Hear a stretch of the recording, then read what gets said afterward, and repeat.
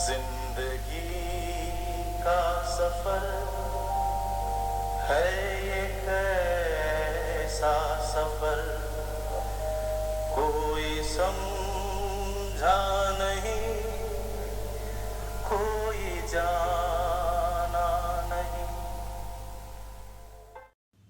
तिवारी जी, जिन्हें हम सभी दादा कहते हैं, और उनकी वाइफ जो सभी की भाभी थी, दोनों ही हमारे बीच नहीं रहे।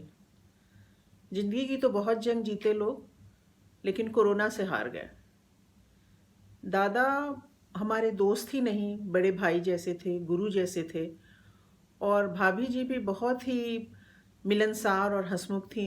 विश्वास ही नहीं हो रहा है कि वो लोग अब हमारे बीच नहीं रहे।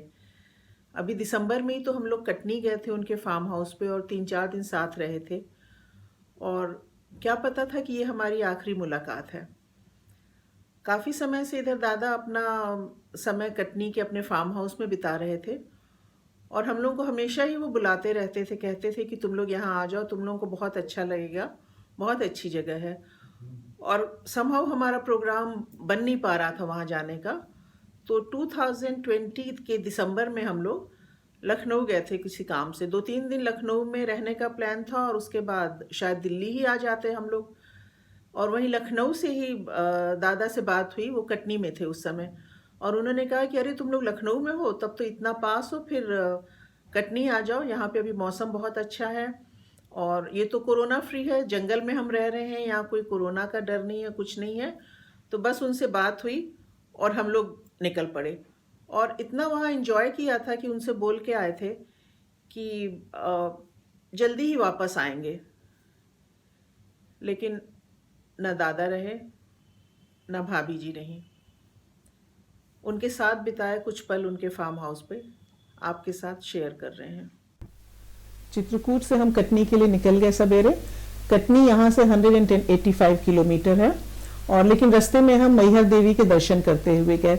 और चित्रकूट के होटल के मैनेजर ने हमें बोला था कि एमपी में रोड्स आपको खराब नहीं मिलेंगी, और सही में roads were excellent here.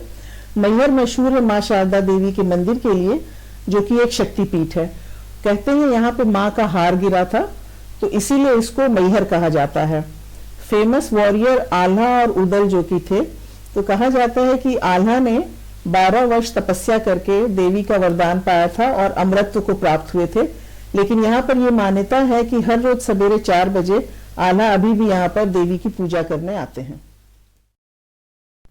Chitrakoot से मैहर 123 किलोमीटर है। हमें 3 घंटे लगे यहाँ आने में, और मैहर स्टेशन से इस मंदिर की दूरी 5 किलोमीटर है। ये मंदिर एक पहाड़ी पर है जिसे त्रिकुट पहाड़ी कहते हैं, और यहाँ चढ़ने के लिए 1063 स्टेप्स हैं, लेकिन अब रोपवे चलने लगा है तो ऊपर जाना आसान हो गया है। ये व्यू ऊपर से है।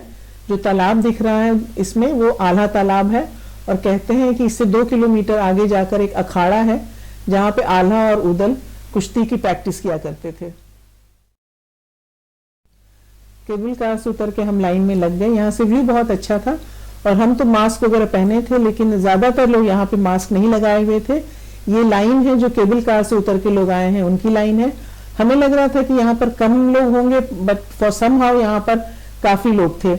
और आगे जाकर तो मेन दर्शन के लिए जो सीढ़ी से लोग आते हैं और जो केबल कार वाले लोग होते हैं, उनकी लाइन मर्ज हो जाती है, और फिर तो धक्के के बल पर ही आगे बढ़ पाते हैं। खैर, दर्शन वगैरह हमें अच्छे से हो गए, और अब हम वापस नीचे चलते हैं।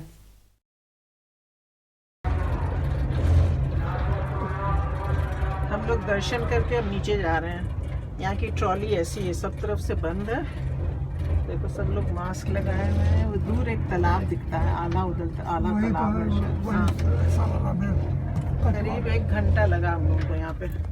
रोपवे में तो 2 ही मिनट लगता है, लेकिन लग रहा था कि कोरोना की भीड़ में कम लोग आएंगे, फिर भी काफी लोग थे, तो 1 घंटा ऊपर लग गया। एनीवे, दर्शन वगैरह ठीक हो गया। अब हम लोग वापस।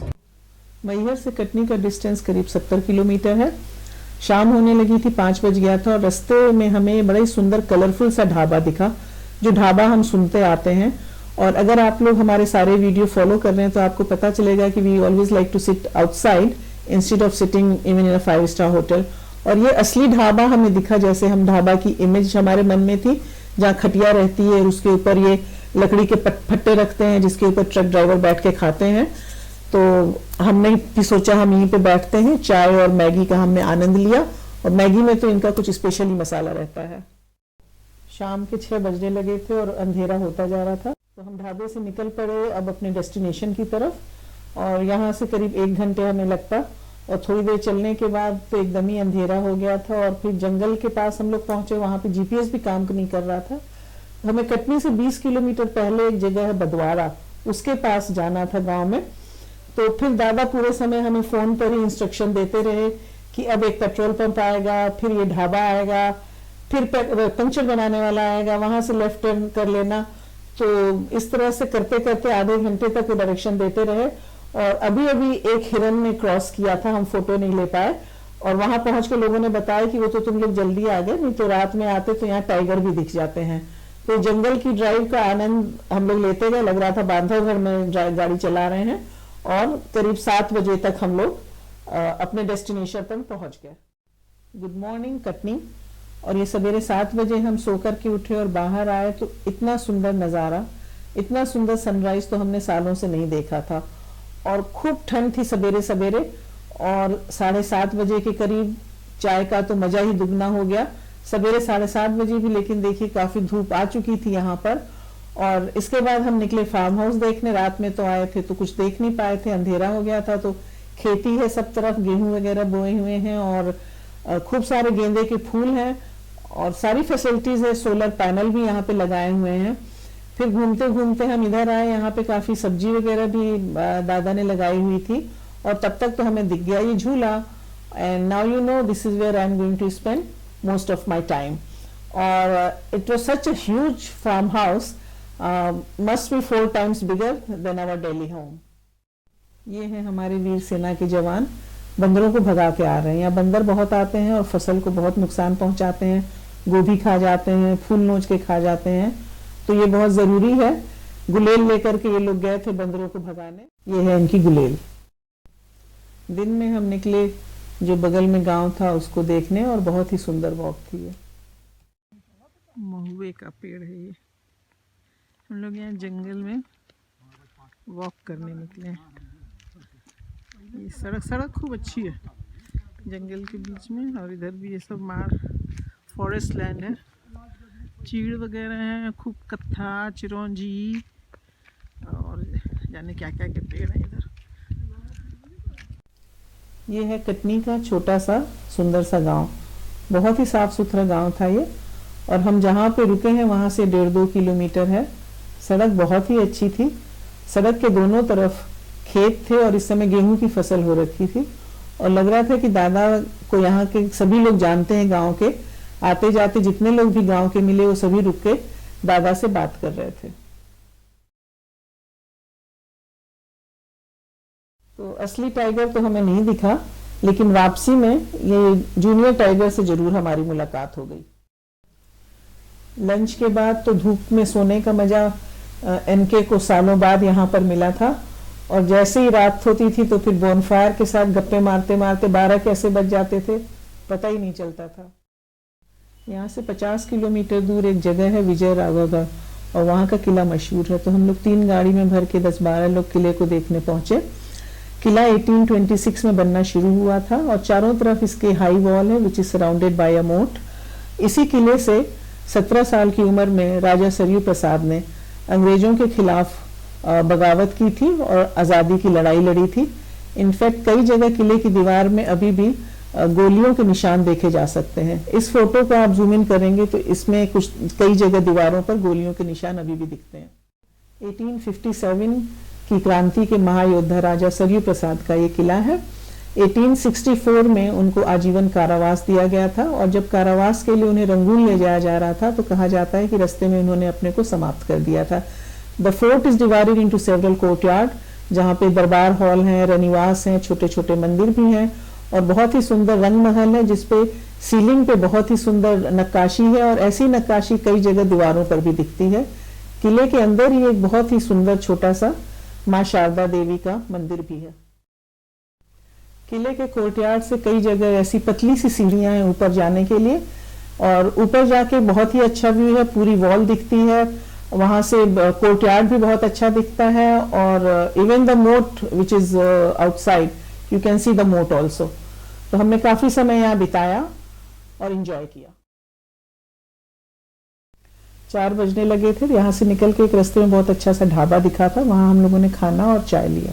लंच के बाद तो प्रोग्राम घर वापस जाने का ही था, लेकिन फिर बच्चों ने इंसिस्ट किया कि यहाँ से 25 किलोमीटर दूर पर एक बहुत ही सुंदर पिकनिक स्पॉट है, तो चलिए वहां घूम के आते हैं। तो हम लोग तो थोड़ा थक गए थे और घर ही जाना चाहते थे, लेकिन जब बच्चों ने बहुत किया और हमने कहा कि फिर पता नहीं कब यहाँ पर आएंगे, तो चलो घूम आते हैं।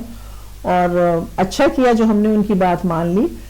बहुत ही सुंदर जगह थी ये, और जब तक हम पहुंचे तो सनसेट होने लगा था, और यहाँ पर एक्चुअली 2 नदियों का संगम है। तो ये जो 2 नदियां दिख रही हैं, इनका संगम है यहाँ पे, और चारों तरफ ये जगह छोटे छोटे पहाड़ों से और रॉक से घिरी हुई थी। और यहाँ पे सीढ़ियां हैं जो जिनसे उतर के नदी के पास जाते हैं, और जब तक हम लोग पहुंचे थे तो वहां पे हम लोगों के अलावा और कोई मुझे दिखा भी नहीं, बस हम ही लोग थे वहां पर। कुछ चीजें तो हमें यहाँ बहुत ही इंटरेस्टिंग दिखी, जैसे इस फोटो में ये आप रिवर के पास 2 दरवाजे जैसे देख रहे हैं, arches, which is I am sure these are caves and thousands of years back people were living here। यही नहीं, इसके साथ ही यहाँ की चट्टानों पे इंस्क्रिप्शन भी दिखे जो आप इन फोटो में देख सकते हैं, और लेकिन हम कुछ समझ नहीं पाए कि ये क्या लिखा है, किस भाषा में लिखा है। ये भी देखिए कितनी सुंदर रॉक्स हैं, और लेकिन ये कहीं नहीं लिखा था कि ये रॉक्स का ऐसा फॉर्मेशन हुआ कैसे, ये पानी से कट के बनी हुई है, हवा से कट के ऐसी बनी है, या ओरिजिनली ये ऐसी ही थी।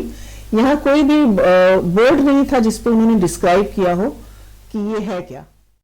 आज का दिन तो बहुत ही इंटरेस्टिंग रहा। हमने विजय राघवगढ़ फोर्ट देखा, हजारों साल पुरानी रॉक्स देखी, और अब अंधेरा हो गया तो घर चलते हैं। जाना तो था हमने आज बांधवगढ़, लेकिन वहां क्योंकि हम पहले हो आए हैं, तो instead of Bandhavgarh we are going to Panna. सोचा तो था कि जल्दी ही दोनों ठीक होकर के घर आ जाएंगे, और तभी ये वीडियो हम बनाएंगे और they would have been so happy, लेकिन अब तो बस यादें ही बची हैं।